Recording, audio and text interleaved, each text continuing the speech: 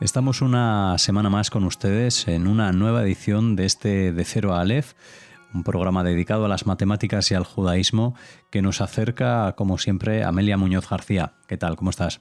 Buenas tardes. Bueno, Amelia, una nueva entrega de este programa y otra mujer que se suma a estas matemáticas de origen judío que nos has ido trayendo a Radio Sefarad y con la que sumas hoy otra figura dedicada a esta ciencia y también activista que se dedicó a la estadística. Hablamos hoy de Esther Seiden.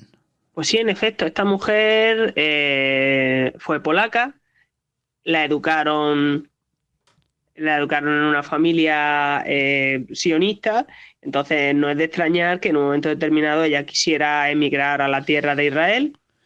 A su padre en concreto, pues no le hacía demasiada gracia la idea, pero ella tiene otras dos hermanas, si no recuerdo mal, y para cuando ella va a irse allí, ya hay una hermana que está queriendo emigrar, en fin, que no fue la primera de la familia. Y sin embargo, una parte muy importante de su carrera como matemática la va a desarrollar en Estados Unidos. Y cuando ya se jubila, porque cumple los 70 años, se va a la Universidad Hebrea de Jerusalén y sigue trabajando un montón de cursos más hasta que ya no es que llegue a retirarse, es que fallece. Esta mujer va a vivir entre 1908 y 2014 y, y nació pues en el seno de nació en una pequeña localidad de Galicia Oeste, en Polonia, en el seno de una familia judía. Sus padres se aseguran de que ella y sus hermanas tengan una buena educación, no solo a través de la escuela, sino que también van a ir educándolas en casa en temas del interés de los padres.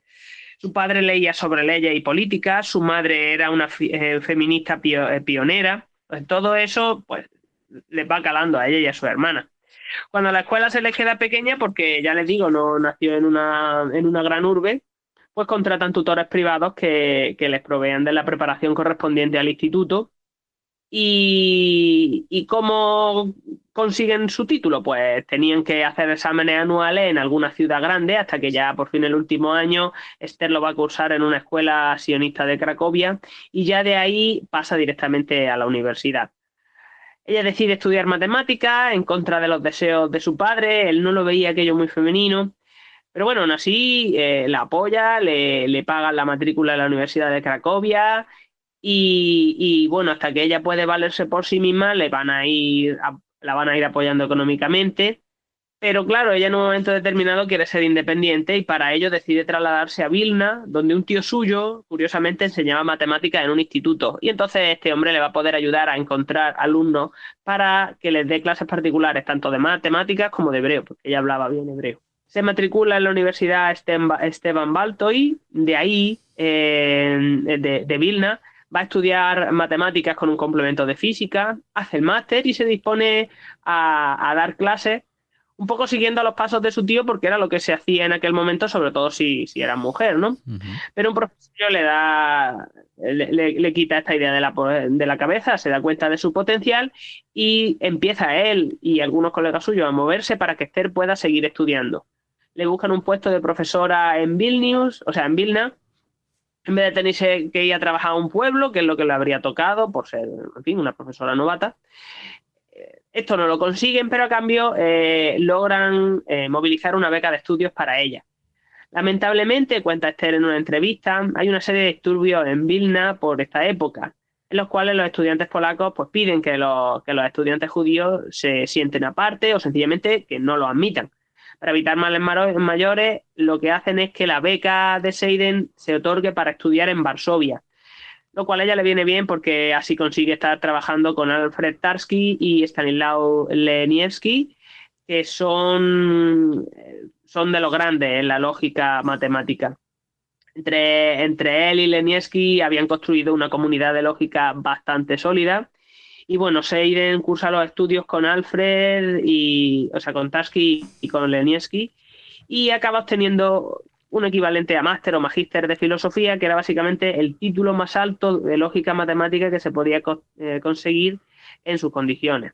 Sus condiciones me refiero allí en Varsovia. A continuación, la van a recomendar para un puesto como maestra de primaria y acaba dando clase a nada menos que 65 niños, porque aquello por lo visto era lo habitual, madre mía, ¿eh?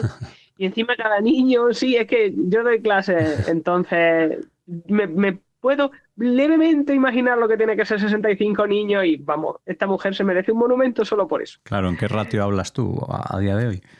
Ahora mismo 35 máximo, Mira, casi en el teoría. doble. Y bueno, encima resulta que cada niño que no promocionara el curso siguiente, pues tenía que hacer una justificación documentada detrás, lo cual a día de hoy es lo más razonable del mundo, pero en aquel momento aquello era poco habitual, ¿no? Pero era así por cuestiones económicas. Total, un desastre. Pero ella lo disfruta mucho. Entre otras cosas, dice que los chiquillos estaban aprendiendo cosas, leer, escribir, un básico de matemáticas, que demostraban un interés grande porque veían que era útil y entonces ella lo disfruta, lo pasa bastante bien. Pero tras 2 años decide irse a la tierra de Israel.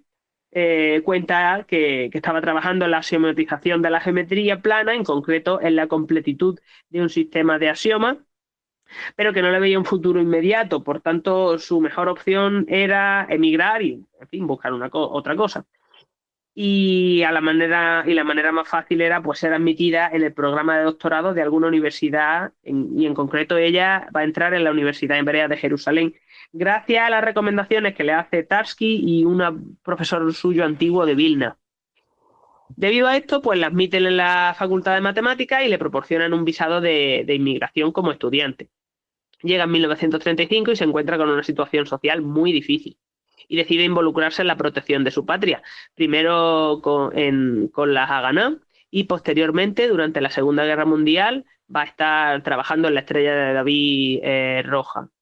Mientras colabora con los primeros, pues va a ser profesora de escuela durante 5 años y luego ya estalla la guerra y se pasa a trabajar para la Estrella de David roja, que aún así era en colaboración con las Haganah. Y por cierto, ella llega a alcanzar el grado de comandante. Esto va a ser así hasta que acaba el conflicto y en aquel momento pues ya quería dejar de trabajar para ello, volver otra vez a involucrarse un poquito en matemáticas, decide que si le dan el visto bueno pues lo hará, si no, no, pero sí que le dan el visto bueno y acaba trabajando en estadística un poco por casualidad. Ahora les cuento una anécdota al respecto que tiene lugar en 1945. Tengan en cuenta que hay una gran distancia entre axiomatizar la geometría y meterse en estadística, sobre todo lo que hace ella, que no deja de ser la parte un poco más práctica de estadística. Bueno, estaba aún en su antiguo empleo, esta es la anécdota que les decía, cuando entra una mujer pues, a averiguar su grupo sanguíneo y resulta que trabajaba en la oficina de estadística del gobierno británico, que aún ostentaba el gobierno de la región.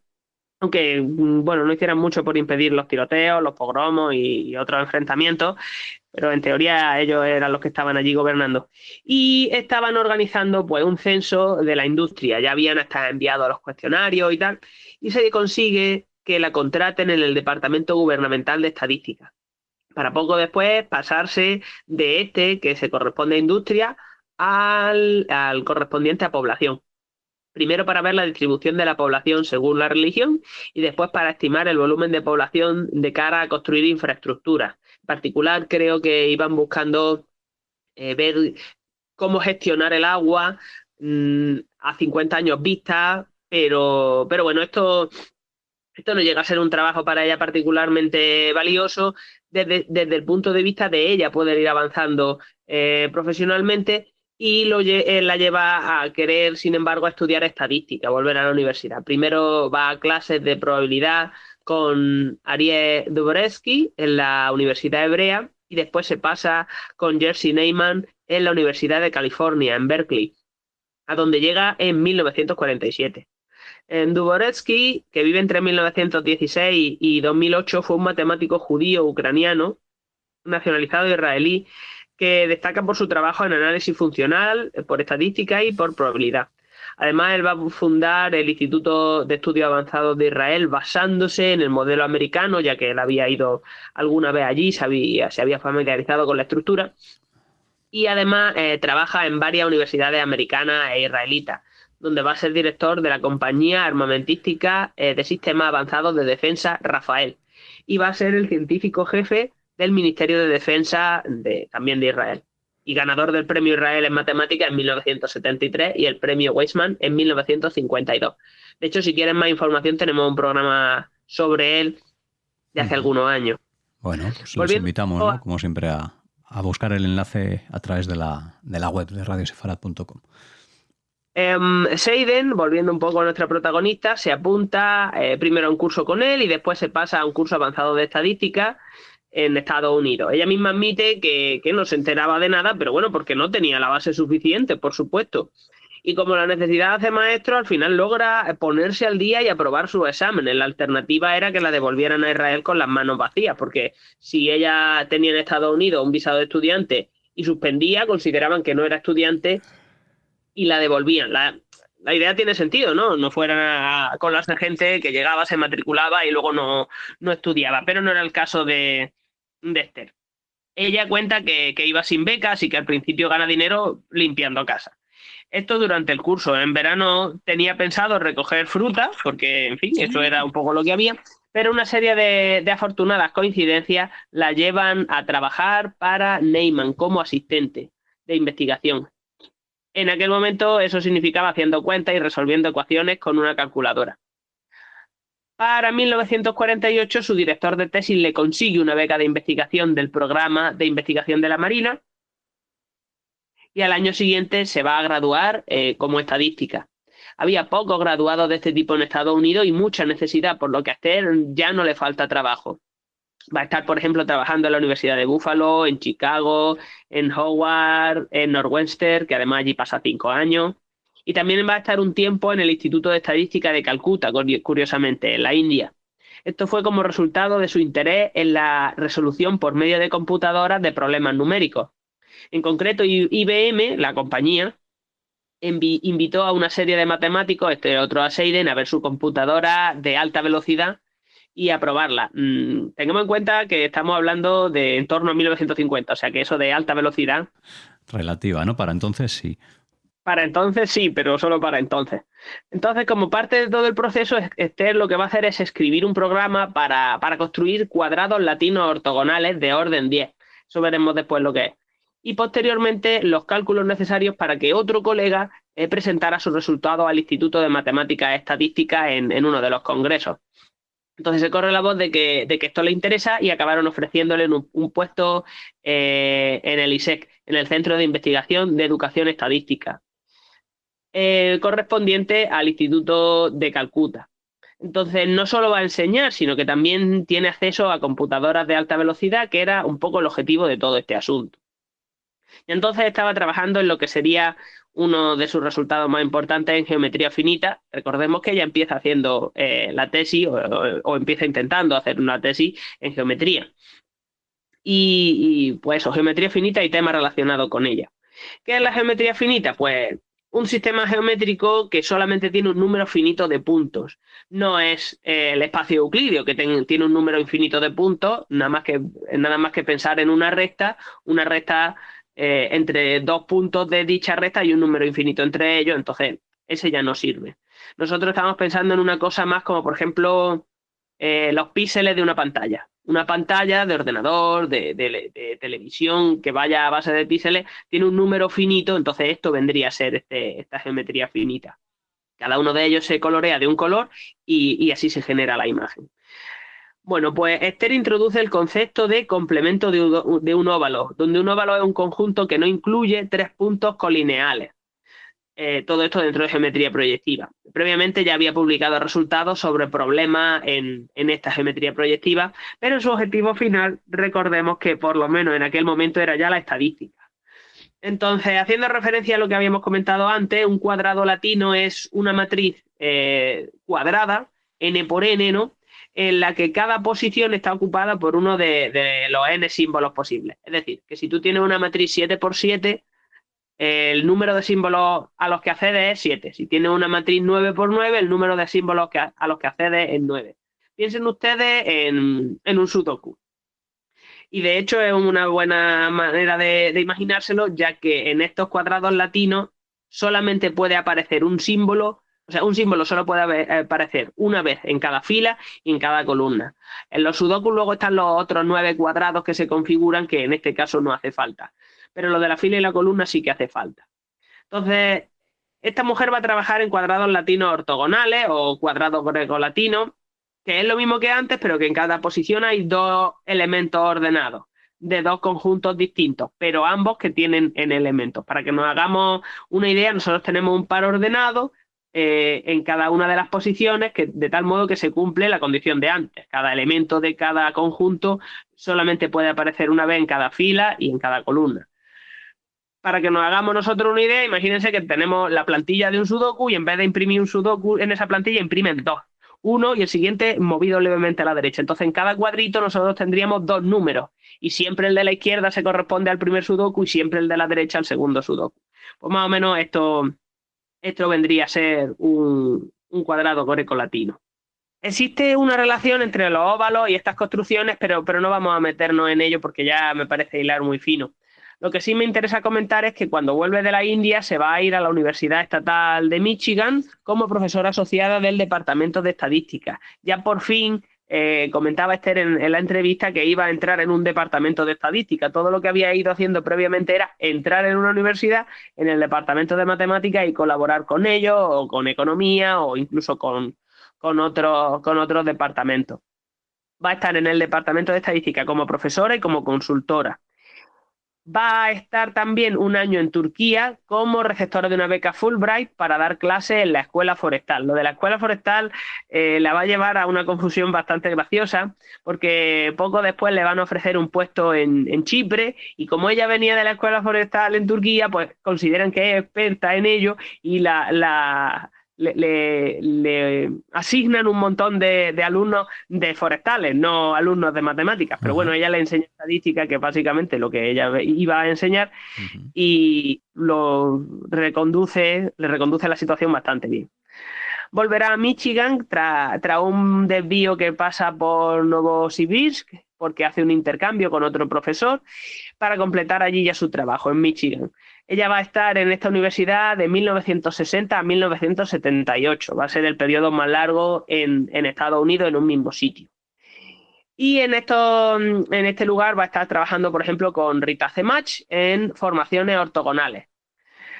Una formación ortogonal, por denominarla así, va a ser una tabla cuyas entradas vienen de un conjunto fijo de símbolos, como pasaba en el ejemplo que poníamos antes, que cumplen una serie de condiciones, ¿no?